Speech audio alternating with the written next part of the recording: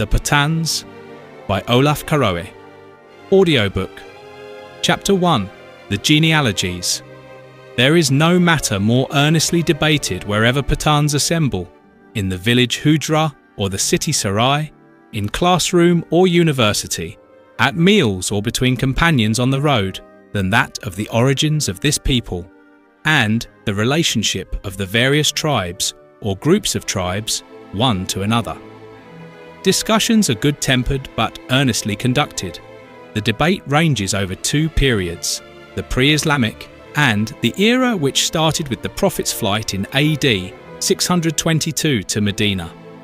For the period before the Prophet, it is not surprising that among people so conscious of the Islamic tradition, these debates, professedly historical, are apt to have a religious tinge in the sense that, like the Quran itself, they refer back to Judaic tradition. They seek to link obscure beginnings, in a manner half historical, half mythical, with the great figures of the Hebrew kings, David and Solomon. Some centuries later in the story appears the name of Pashtun, Nebuchadnezzar, and the tradition runs that at the time of the dispersal, the Jewish ancestors of the Afghans remained after the captivity in the east and did not return to Jerusalem. Some of them withdrew to the mountains of Gore, the modern Hazarajat, and some of them to the neighbourhood of Mecca in Arabia. Both these colonies came to be known as Bani Israel or Bani Afghana. The tradition must be set forth in greater detail, but lest already the serious reader dismiss it as pure fable, I must here put some weight in the other scale. It is to be remembered first that with the exception of some modern Kabul writers, who at one time inclined to Nordic theories under Hitlerian influence, the greater number of Afghan and Pathan commentators believe these traditions, the more so in relation to the tribal genealogies which grow out of the myth when it reaches the Islamic era. The illustrious Elphinstone, who characterizes the earlier biblical story as fable, is constrained to emphasize that, whatever doubts may be entertained of the pedigree or even the existence of eponymous ancestors, it is to them that the tribal genealogies refer, and on those genealogies the whole of the divisions and interior government of the tribes still depend. Even the latest fascicule to the Encyclopedia of Islam admits the value of these genealogies as testimony to traditions current among the Pashtun Pashtu-speaking peoples in the 17th century, when the earliest known to us were composed. And I should reinforce these reflections by observing that the alignments and divisions which a careful study of these tribal family trees reveals can be shown to reflect an actual consciousness of differing origins among the people themselves. And even more than this, one who has lived many years among these tribes will be startled to find pointers in the genealogies to historical probabilities deducible from pre-Islamic Central Asian history, compiled from other than Afghan sources. Lastly, the genealogies frequently supply actual confirmation of observable differences today. The main source of these traditions is a work entitled the Makhzan-i-Afghani, written by one Nebuchadnezzar, a scribe at the court of the Mughal Emperor Jahangir, and probably completed about AD 1612. It was translated into English by Bernhard Dorn, Professor of Oriental Literature at the Russian University of Kharkov, as long ago as 1829. Even so, today we may expect to see a Soviet-sponsored book on the northwest frontier tribes, the handiwork of a prospective doctor of Tashkent University, assigned the name of Pakhtunov. Nebuchadnezzar's material was reissued later in many and various forms, including a work of the later 18th century entitled Khulasat-ul-Ansab, Genealogical Abstract. All these genealogies were the work of Afghans, who had taken service down in India with the Mughal emperors and had become to a large extent Deracenes. That this is so is clear from their ill acquaintance with Pashtu, even when they cite words or phrases in that language, and also from their lack of detailed knowledge of the borderland, to which they usually refer as the land of Roh, and they write always in Persian, never in Pashtu. In spite of these limitations, The record of these traditions and tribal tables is often suggestive. To note one point, although the term Afghan or Pathan is used indiscriminately, it is not necessary to read far between the lines to discover that there was one senior branch of these peoples, as I shall show later, the so-called Sarbanris, who are regarded as the Afghans proper, the real Bani Israel, in contrast to other divisions of the nation. I return to the tale of the tradition itself. It is a curious accretion to biblical history. There is a prelude of Old Testament scripture, somewhat garbled, relating to the transactions of the Jews from the patriarch Abraham down to King Saul, who is called Talut or Saul.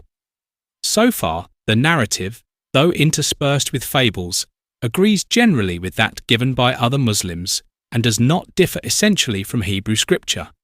But from the time of Saul down to the captivity, new elements are introduced. The Afghan historiographers maintain that Saul had a son named Jeremiah, who again had a son named Afghana, neither of course known to the Hebrew scriptures. Dying about the time of Saul's death, his son Afghana was brought up by David and, in due course, in Solomon's reign, was promoted to the chief command of the army. There follows a gap of some 4 centuries to the time of the captivity. Since Bakhtunassar is mentioned, one must presume that the reference is to the second captivity early in the 6th century BC, that of Judah from Jerusalem, and not the first captivity over 100 years earlier, that of Israel by Shalmaneser, the Assyrian, from Samaria.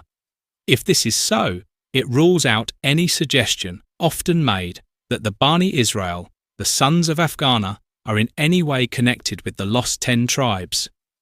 Nevertheless, the theory of the 10 tribes has had its notable supporters. In its aid, it was suggested, originally by Sir William Jones, pioneer of Oriental studies in Warren Hastings' time, that Afghans are the lost 10 tribes of Israel mentioned by the prophet Esdras as having escaped from captivity and taken refuge in the country of Asarath, supposed by that elegant scholar as identical with the modern Hazarajat, the gore of the Afghan historians. But the reference in the Afghan chronicles to Nebuchadnezzar makes nonsense of any identification with the 10 tribes.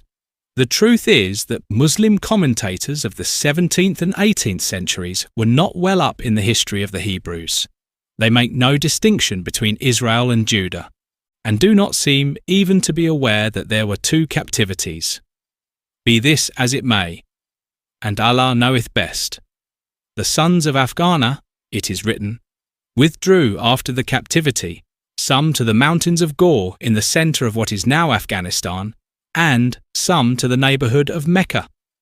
Elphinstone, overlooking the inconsistency I have just stated, remarks that the account is by no means destitute of probability, for, as regards the Ghor immigrants, it is known, says he, that 10 of the 12 tribes remained in the east after their brethren's return to Judea, and the supposition that the Afghans are their descendants explains easily and naturally both the disappearance of the one people and the origin of the other. In regard to the men of Mecca, he cites as confirmation the fact that the Jews were very numerous in Arabia in the time of the Prophet, and that the principal division of them bore the appellation of Khyber, which is still the name of a district in Afghanistan, if not of an Afghan tribe. But he goes on to say that the tradition, though plausible, is clouded with many inconsistencies and contradictions. When, for instance, let us ask, has a Jew, once a Jew, been known to forsake his Jewish faith?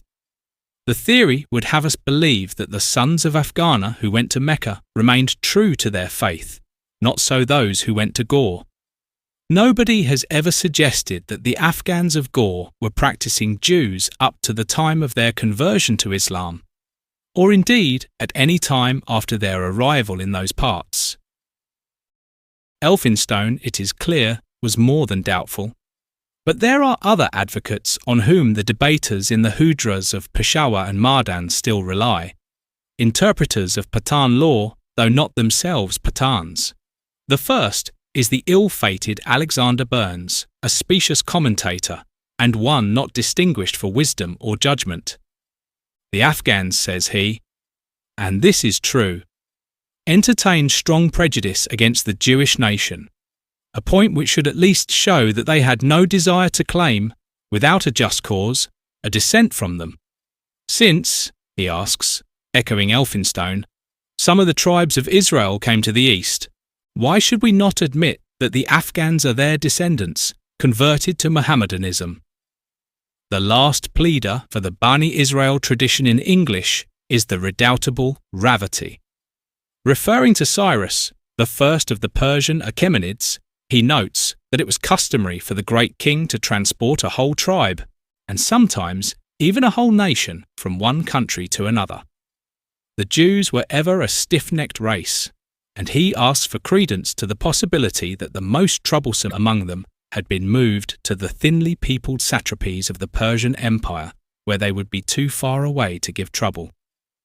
Is it not possible, he asks, that those Jews who could make their escape might have fled eastward, preferring a wandering life in a mountainous country with independence to the grinding tyranny of Cyrus's successors and their satraps? In fact, there was no other direction in which they could have fled. Burns's argument really only re-echoes the persistence of the tradition itself. It has no historical substance. As for Ravati, he is a master of Pathan law and of an amazing accuracy in sorting out that many-branching knowledge. But his mind is circumscribed within this special field and forest, and he shuns any and every light from without that might have helped him to see more clearly through the thickets that he loves to analyse and disentangle. In this particular case, he omits to note that Jews remain Jews, that all the Hebrew canons praise Cyrus and the great king's administration as markedly in their favour, and also that the Afghan tradition names Nebuchadnezzar and not Cyrus as having moved the Bani Israel to Gore. The great king by whose favour Zerubbabel returned to Jerusalem would have been the last to deport his fellow countrymen to the mountain wastes of Gore. Had he done so, we may be sure that the Hebrew historians would not have remained silent in the face of such inconsistency. There follows a gap of 1200 years from the Babylonian captivity to the rise of the sun of Muhammad's beauty, in the chronicler's words. During all that time we have no word, except that the deported Bani Israel in the countries around Gore, to which the chronicler subsequently adds Kabul, Kandahar and Ghazni, continually increased in number and incessantly made war on the infidels around them, most of whom they put to death. Indeed, we are told they maintained their dominion in these mountainous regions until the time of Mahmud of Ghazni, nearly 4 centuries after the rise of the Prophet. But that is to anticipate, and there follows the story of the Afghan conversion to Islam. The Afghan chroniclers would have it that Khalid bin Walid, the most famous of the Prophet's companions and the first great Arab conqueror, belonged to the tribe of the descendants of Afghana resident near Mecca. All other Muslim tradition states him to have been an Arab of the Makhzum family of the Prophet's tribe of Quraysh. On conversion to Islam, while the Prophet was still alive, and before Khalid's conquest of Syria and Iraq, Khalid either proceeded in person or sent a letter to his kinsmen of the Bani Israel settled in Gore to bring them tidings of the new faith and an invitation to join the Prophet's standard. There resulted a deputation of a number of representatives of the Afghans of Gore, led by one Qais, which proceeded to meet the Prophet at Medina. This Qais is said to be descended from Saul in the 37th generation, an under-generous allowance for a period of some 1700 years. This Qais and his comrades then waged war most gallantly on the Prophet's behalf. The chronicle proceeds, "The Prophet lavished all sorts of blessings upon them, and having ascertained the name of each individual, and remarked that Qais was a Hebrew name, whereas they themselves were Arabs, he gave Qais the name of Abdurrashid, and observed further to the rest that, they being the posterity of Malik Talut, it was quite proper and just that they should be called Malik likewise, and the prophet predicted that God would make the issue of Qais so numerous that they would outvie all other people, that their attachment to the faith would in strength be like the wood upon which they lay the keel when constructing a ship which seamen call Pathan. On this account, he conferred upon Abdurrashid the title of Pathan also. Finally, for full measure, and divining that his new Pathans love a jest even turned against themselves, Muhammad opined that their language must be the language of the infernal regions, even as Arabic was most certainly that of heaven. This is all great fun, but it smells of the Delhi lamp, the lamp of the courtier of Afghan ancestry, but now speaking and writing only Persian, trained to raise a titter at the expense of an uncouth Pathan soldiery to amuse the Mughal court. Even the Delhi courtier, who had forgotten his Pashtu, one would think, would only identify the racial appellation Pathan with an obscure Mediterranean Arab seafarer's word to make a pun and to amuse. Even he must have known that no Afghan or speaker of Pashtu or Pashtu ever referred to himself as a Pathan, and that the word was an Indian usage. The corresponding word in the classical Pashtu of the Peshawar Valley is Pashtun, plural Pukhtana, of which the Indian word Pathan, with a hard or cerebral T, is a Hindi corruption.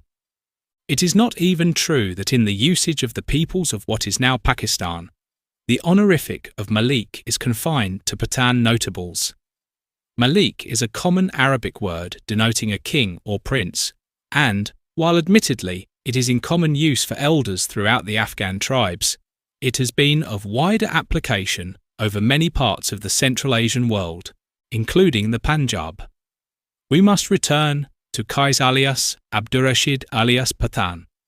It is from his loins that the chroniclers derive the whole nation. It is narrated of him that, dismissed by the prophet, he returned to Gaur successfully to propagate the new faith, and died there in the 41st year of the Hijrat, aged 87, leaving 3 sons, the eldest, Sabana, the second Bitan, or Batni, the third Gurgusht, these 3 being the ancestors of the various branches of the Pashtu and Pashtu-speaking peoples. At this point, the chroniclers bring to an end their account of the pre-Islamic period, and it is time to examine the story a little further before embarking on the detail of the genealogies themselves. The mythical character of the whole account is surely clear enough from what has been said. Even the story of the early conversion of Qais and his companions can be disproved, we shall see, from reliable Muslim sources, including the traveller Al-Biruni and the courtier Utbi, both writing in the time of Mahmud of Ghazni early in the 11th century AD. These accounts establish that, 4 centuries later than the time of Qais, the province of Kabul had not been Islamized, and this was only achieved under the Ghaznavids. The Hindu Shahiya kingdom of Jaipal extended almost to Kabul, and Mahmud had to fight against the Afghans of the Suleiman Mountains. Even later than this, in the Great War of AD 1192 between the Muslim invaders and the Hindu kingdom of northern India, when Muizzuddin Muhammad Ghori bin Sam defeated Prithvi Raj, the Hindu ruler had assembled a force of Afghan horsemen, and there were Afghans fighting on both sides. There is thus more than an indication that even at the end of the 12th century, the 6th Hijri, all Afghans had not been converted, though the legends represent them as rushing into the fold in the days of Khalid. Then there are the misconceptions of Hebrew history and the accretions thereto, evident from the confusion between the Assyrian and the Babylonian captivities and the invention of a son to Saul. And what are we to say of the immense gaps extending to millennia in the account? Elphinstone concludes that Afghan descent from the Jews is to be classed with that of the Romans or the British from the Trojans. As good a case, I think, has been made out by the British Israelites. Yet, having written this, I remember an earnest discussion with a Pathan friend, also a Sayyid, Abdul-Jabbar Shah of Sitana, a village on the Indus right bank close to the spot where the great river breaks from the hills 30 miles or so above Attock. Sayyid Abdul-Jabbar is a man of great learning and deep piety, versed in all Pathan story over the last 2 centuries. On the more ancient traditions, I found him utterly convinced that, as he put it, the Afghan or Pathan races, however you call them, are of Semitic and not of Aryan origin. The language, Pashtu, he freely admitted, was a sister of Persian, and, though blessed with a top hamper of Arabic words, as is English with Latin, is at root an Aryan tongue. But again, as he rightly said, language is no proof of ethnic origins, and the Semites who entered the Afghan country merely adopted the Iranian tongue they found there. Sound enough. But as the argument went to and fro, and the weakness and inconsistencies of the Bani Israel Chronicle were emphasized, it seemed clear that the Sayyid's insistence on a Hebrew origin for his ancestors was bound up with the idea that the progenitors of good Pathans must surely have been monotheists. They could not have worshipped many gods, and the stress on the Semitic strain had something to do with a passionate conviction that a Sayyid's ancestors must have been of Arab stock. A congenital distaste for an evil and idolatrous generation, combined with a family pride claiming relationship and direct descent from the Prophet himself, lay behind the Bani Israel concept. We have no documentary testimony, but it is reasonable to assume that missionaries of the new Islam must have accompanied the Arab armies which overthrew the Sasanian dynasty of Persia in AD 642 at Nihawand, and went on to conquer and proselytize Transoxiana under the Arab general Qutayba by the end of the 7th century. At that time, in fact, most of the Afghan country was bypassed and remained unconverted until some centuries later. But the tradition of the early missionaries lived on. Many of these would have been Arabs, some perhaps were of the Prophet's own family. The many groups in Pathan country claiming to be Sayyids or Quraysh may have sprung from these. Of such stock, doubtless, are the men who still insist on their Semitic forebears and, fervent for the Tawhid, seek to claim Hebrew affinities in a pre-Islamic existence. Under this interpretation, even the Bani Israel story may reflect some part of the truth and at least indicate a cause for a belief which, however unreasonable, it is hard to shake. When all is said, this is a belief worthier than the Nordic theories which at one time issued from Kabul. The Chronicle has arrived at Qais Abdurrashid, the eponymous hero of the Pathans, and it is time to refer in some detail to the genealogies themselves. And here, it is well to remember with Elphinstone and others that, however shrouded in myth may be the names and persons of the eponymous ancestors, these tribal tables, or hujras as they are called in Islamic law, do represent something real. They in fact reflect what these tribes themselves still believe to be their origin and cousinship, one to another, and they sort out and categorize racial and other affinities and differences which can be traced today in the physical appearance, habit, dress, language, or history of the great congeries of Pathan societies living up and down the northwest frontier, and in Afghanistan beyond. To Pathans, hujras are as the breath of life, others may turn the page. I have kept these family trees within the smallest possible compass.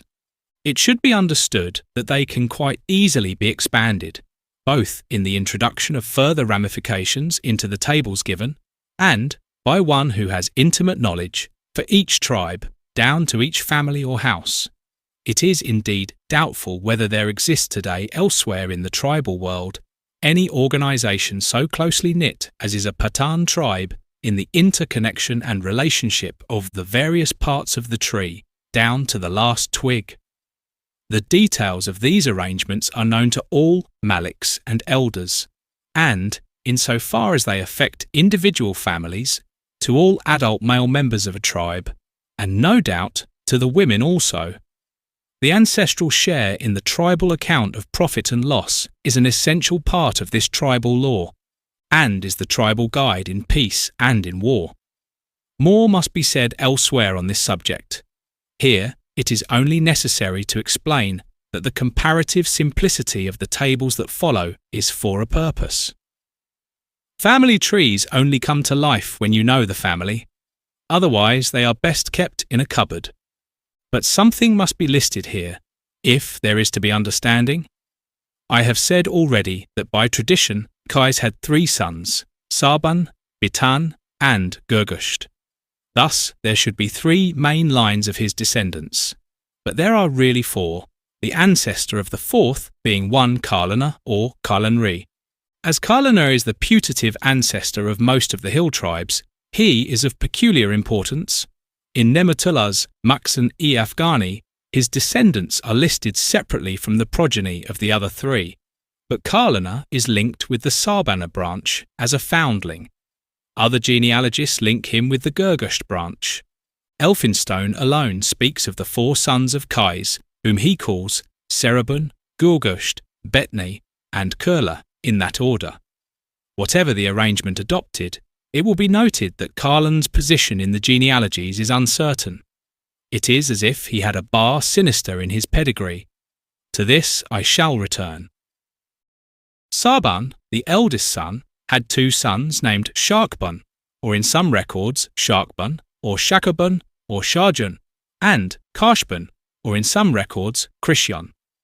Put briefly, Sharkbun is the ancestor of the Western Afghans, namely the Abdalis, now known as the Duranis and kindred tribes, and Kashbun of the eastern Afghan tribes of the Peshawar Valley and the adjacent mountains to the north, namely the Yusufzais, including the Mandana branch, the Momans, the Khalils, the Daudzais, and the Muhammadzais. The un-Islamic flavour of the names of the 2 sons of Sarbana, more particularly in the forms Sharjun and Krishyon, will not escape notice. So it is not surprising to find a transformation into Muslim names. Sharfuddin, whom the Afghans call Sharkbun, and Khairuddin, whom they call Kashbun, says the chronicler. Belu takes a very different line. These are evidently transformations of the common Rajput proper names, Suryan and Krishan, he writes, and in an earlier passage identifies the name Sarbana itself with the Rajput Suryabansi, the solar or royal race, and his grandson Shirani with the Hindu Shivram. We will return later to this idea, startling as it is, and utterly opposed to all traditional Pathan genealogies. It will be seen that not only the main tribe of what is now Afghanistan, the Abdalis or Duranis, but the leading tribes also of the Peshawar Valley and the adjacent mountains are held to be of the same stock, the progeny of Qais's eldest son, Sarbana. These are undoubtedly the leading tribes among the Afghan peoples as a whole. It is they who have kept alight the lantern of the race, just as the Duranis, whether in the Sadozai or in the Muhammadzai dynasties, have supplied the royal house in Afghanistan for over 200 years. So the Yusufzais of Mardan and, to a lesser degree, the Khalils, Momans, and Muhammadzais of Peshawar regard themselves, and indeed are regarded, as the truest and finest exponents of the Afghan way of life, in bravery in war, in dignity in council, in the use of a clear and undefiled Pashtu tongue, note the spelling. Indeed, in many respects, the Yusufzais and other Peshawar tribes look down even on the Duranis, who are Pashtu speakers, as half Persianized, and would put themselves first in esteem, and many would admit their claim. A Yusufzai, or a Khalil, for instance, if he is asked who he is, will always reply, "I am an Afghan." A man of these tribes will not say, "I am a Pashtun." He speaks Pashtu, but his stock he regards as Afghan. He is, by tradition, a close relative of the Durrani. Indeed, in his own estimation, he is better than the Pashtu-speaking Durrani. Further pressed on the subject of his stock, he will tell you that among the Pashtu-speaking peoples, his is the hard dialect, what he would claim as the best and the gentleman's way of talking the language. He is the aristocrat, and he is the Afghan proper. The hill tribes, he would opine, Khataks, Afridis, Wazirs and the rest, are good enough Pakhtuns or Pashtuns in their way, but their claim to be Afghans is doubtful. They are Karlan-Rees, he will say. The Genealogies? Well, it is true they conquered Delhi and Iran once, but after all, they carry their houses on their backs like snails. They are Khana-Badosh, and have little claim to be in the true Afghan line. So he will speak, and all who have lived their lives in close contact with him and his peers will bear testimony to this consciousness of Afghan race among Sarban's sons in the Kashban line. In other words, it is not correct, as so many do, to confine the appellation Afghan to the western tribes within Afghanistan. It is claimed by the eastern Goriakel and Kakaikel as well. In the people's own minds, it is not a case of west or east. The root of the matter lies in a consciousness of descent. The tree shows that the only tribe descended in the male line from Bitan is the Bitanis, a well-known but small congregation on the eastern flank of Wazir and Masud country, where the hills drop to the plains of Banu and the Derajat, all the rest. And they include the largest Pashtu-speaking tribe of all, the Genealogies, and also the progenitors of two Pathan dynasties in Delhi, the Lodis, AD 1451 to 1526, and the Sirs, AD 1539 to 1555, are said to be descended through the female line and, in the case of the Genealogies, on rather the wrong side of the blanket. This tale is best told in the chronicler's own words. Batni, the son of Pathan, Qais, had by his devotion and austerity attained the degree of saintship and was on that account called Sheikh Bait. God Almighty presented him with sons and with a daughter called Bibi Matto, whose children are called Matis. It must be known that there exists much difference with regard to the offspring of the Matis, but by the perusal of standard works, the lineage of this lady has been found to run thus. The author here interposes an account of a Tajik family of note, resident in Gaur, the modern Hazarajat, which was known as Shansabani and had recently embraced Islam. This was the same family which many centuries later, AD 1192, conquered northern India for Islam, defeating Prithviraj. It was descended from one Zohak.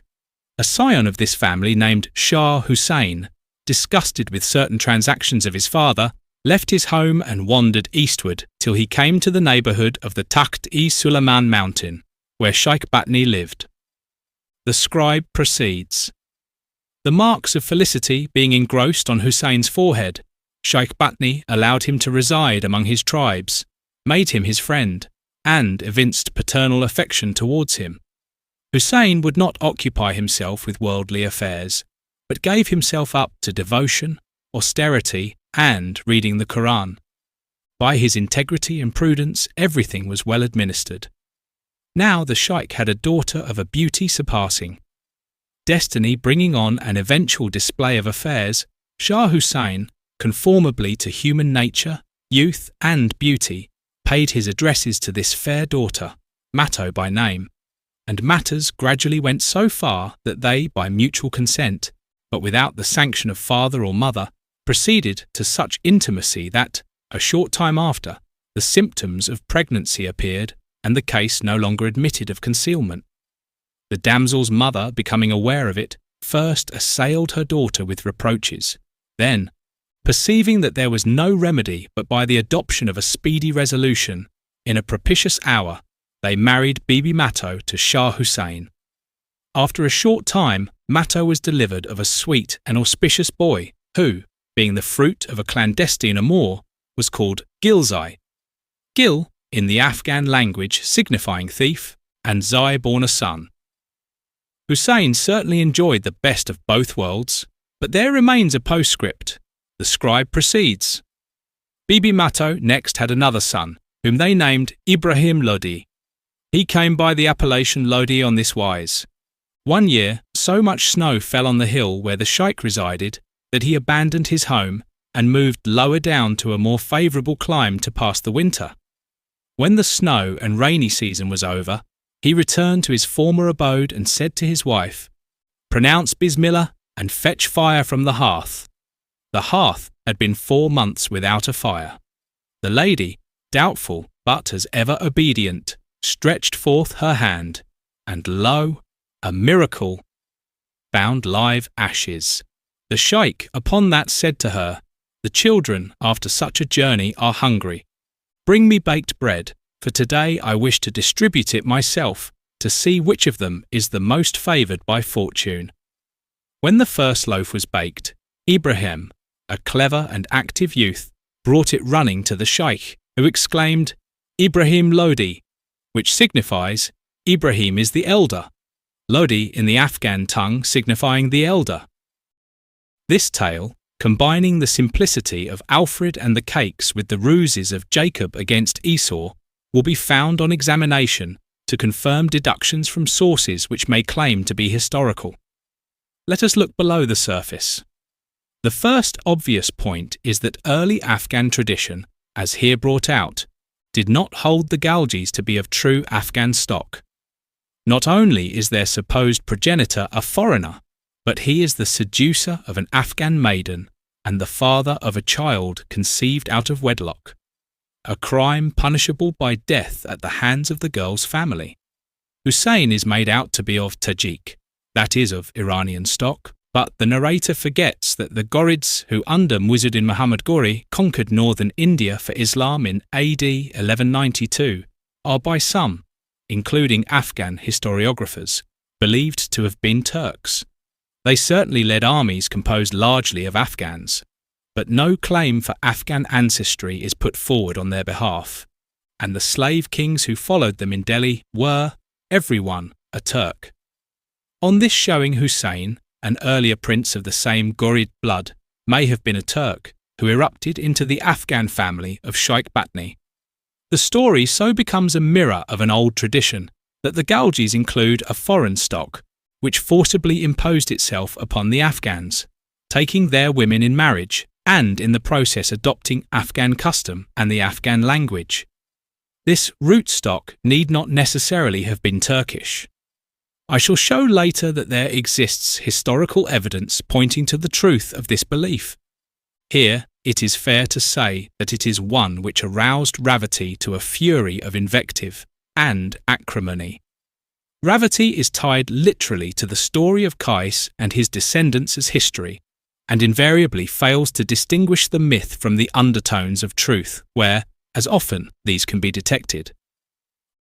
Secondly, the tale serves to illustrate what is a fact, accepted by the people, that the other clans of this branch of Pashtu speakers, here called Lodis, are of the same stock as the Galgis of Afghanistan.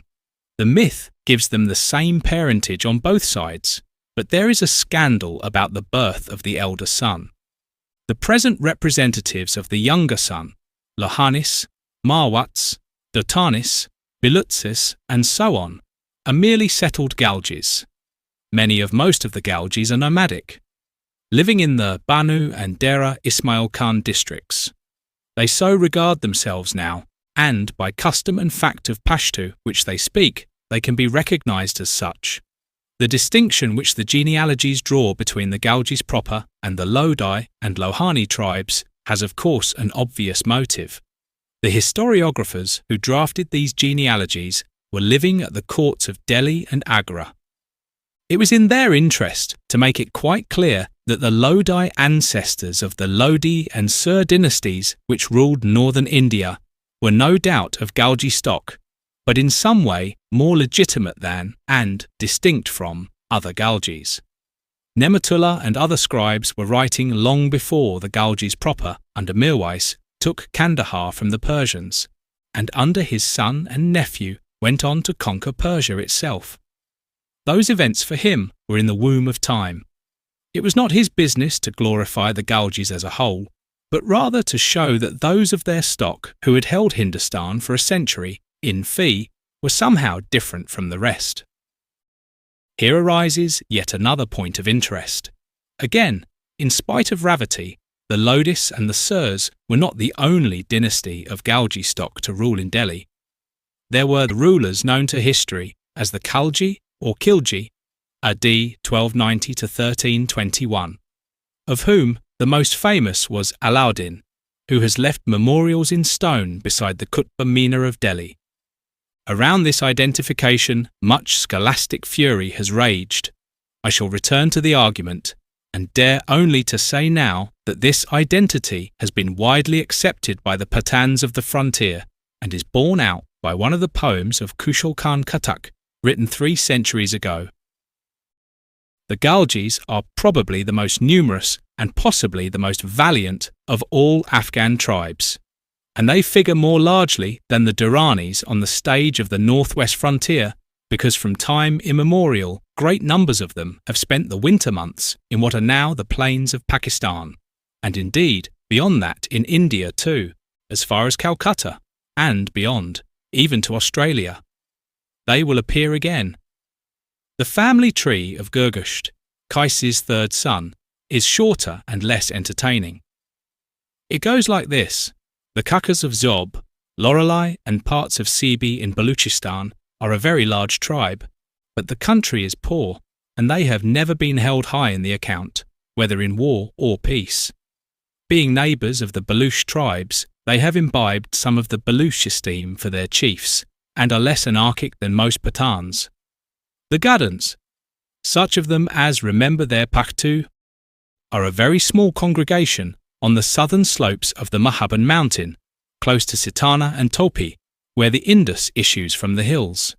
In Hazara, on the other, left bank of the Indus, is a larger group of the same tribe, with name altered to Jadun, living in the Rash plain by Abbottabad and in the hills around.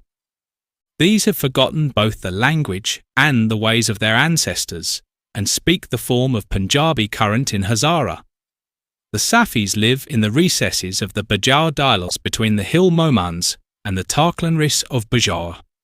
They are chiefly notable for having probably been the last of the Afghan tribes to embrace Islam, and for that reason are among the most fruitful in the production of fervent exponents of the faith, even in these latter days. Some mention too is needed here of the Shiranis of the Takhti Suleiman, generally regarded as of the Gurgusht branch, because Shirani left the Sarbanris and married a Kakar woman. It is contrary to Pathan custom to marry outside the tribe, or for any tribe to give a bride to an outsider.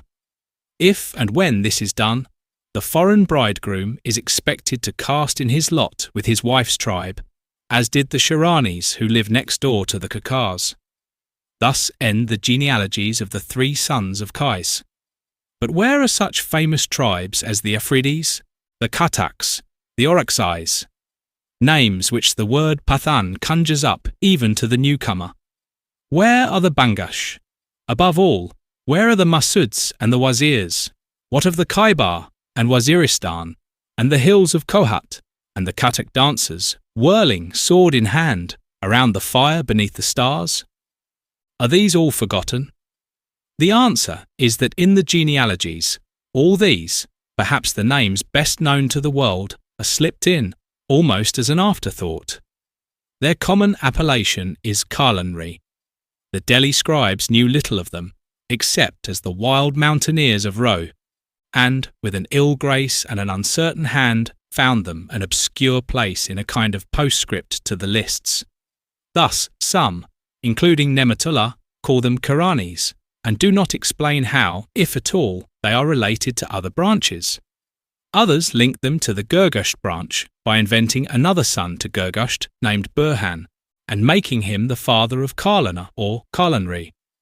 But the more respectable mythical origin of the Karlanris is that one day an old woman of the tribe of Urmar named Bibi Karhai found a child floating in a vessel on the river, elsewhere in a pot on the Indus. She brought him up and called him Kalana, because the vessel, or pot, being in Pashtu something like Karhai, the child was called Karlanri. When he grew up, his adoptive father gave him his daughter in marriage. All was happy, and a numerous progeny resulted. Here then, with a shadowy ancestry and a foundling sire, are grouped together these illustrious tribes whose names resound through the pages of 150 years of English writing. Names synonymous with wild deeds of daring, famed for their strange mingling of loyalties with impatience of control. With the exception of the Peshawar tribes, the sons of Kashbun, and the settled Galgis, The Kalanri group includes all the great names of the northwest frontier, and it is notable that save only the Shitak branch, Daos and Banuchis, who inhabit fertile irrigated valleys. Every one of these peoples is a hill tribe. A few of them only, the Mangals, Mukbils, Zadrans and Jarjis, live in Hariob and Khost in Afghanistan, just beyond the Durand line. But even these overlap into the Kurram Valley. The rest, before 1947, owned British allegiance, and now admit allegiance to Pakistan. It is broadly correct to say that the sons of Kodai are northerners and speak the hard variety of Pashtu. The sons of Kakai are southerners and speak the soft dialect of Pashtu. The former wear their hair short, the latter wear it long or bobbed. The exception to this is the Khataks of Kohat, who, though sons of Kodai, speak the soft variant, and many of whom still wear their hair below the ear. All of these, or such of them as are conscious of a wider than tribal patriotism, answer to the appellation Pashtun or Pashtun, rather than to Afghan. Among the Waziristan tribes, and even among the Afridis, the consciousness is narrower still. With them, it is more usual to hear a tribesman invoke political loyalties by speaking of Mij Pazir, Mij Masit, Mung Aparidai, we Wazirs, we Masuds, we Afridis. This is because, miraculously, their tribal cohesion has so far preserved them from subjection to any administration, whether Persian, Turk, Mughal, Afghan, Sikh or British. All have found it wise to deal with a light hand. And the tribes show this in their pride of speech and bearing. Reading between the lines of the Kalanri family tree, what do we deduce? We see the best-known tribal names, those of the clans which have escaped inclusion in empires, and those most famous as mercenary soldiers of fortune, included as Afghans only as an afterthought. Umar himself, their putative ancestor, is described in the genealogies as adopted only, and the Umars of today do not claim to be Afghans. One of this Umar's tribe adopts a foundling. The story reflects a conviction that the hill Kalanris cannot claim affinity with the sons of Qais. The reputed Umar ancestry is highly suggestive. The Umars are still found in these parts in three groups.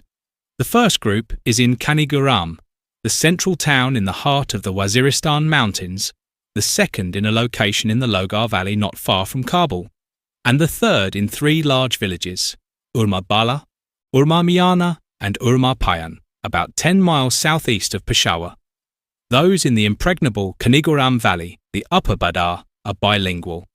They speak Pashtu when talking to Masuds or other non-Umars, but at home, among themselves, have preserved their own Umari, a quite distinct East Iranian language classified as a separate tongue and by no means a dialect.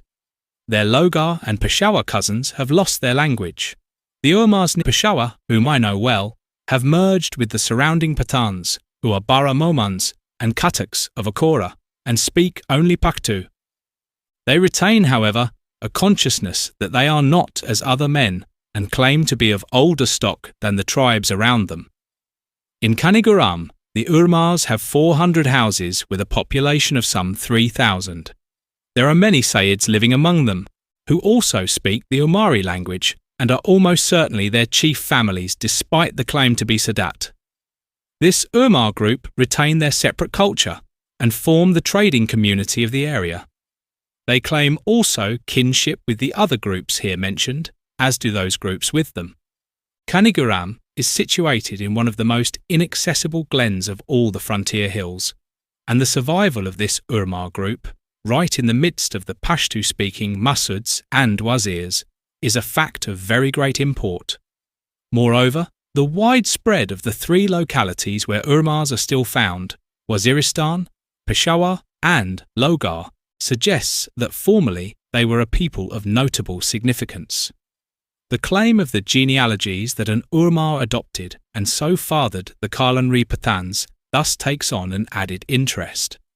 The tradition quite conceivably reflects a truth that the Kalanris are sprung from an indigenous stock, which was not Pashtu-speaking, and later became fused with or overlaid by Pashtu and Pakhtu-speaking peoples, learning in the process to speak the language of the dominant race. At the least, it illustrates a conviction that the Kalan-Rys are not Afghans in the true line, and may be much older established. However this may be, the Kalan-Ry tribes of today, Wazirs, Banuchis, Kataks, Bangash, Orakzais, Afridis, and the rest, proudly own to the Pathan name. They, above all others, preserve the Pakhtunwali, the Pathan code, and this may be the reason why, unlike the Yusufzais for instance, they prefer a Pathan to an Afghan nomenclature. Here then is support from tradition that Afghan and Pathan, while they speak variants of the same language and live mixed up together, represent widely different strains. The Afghan holds for the most part the fertile plains, Kandahar, Herat, Kabul by conquest, and Peshawar. The Pathan is a Highlander. And for a third strain, there is the Galgi with his non-Iranian memories. So much even the genealogies tell us. Let us see how far these deductions fit what little can be gleaned from the recorded history of the many peoples who have entered the Indus Basin by the northwestern gates.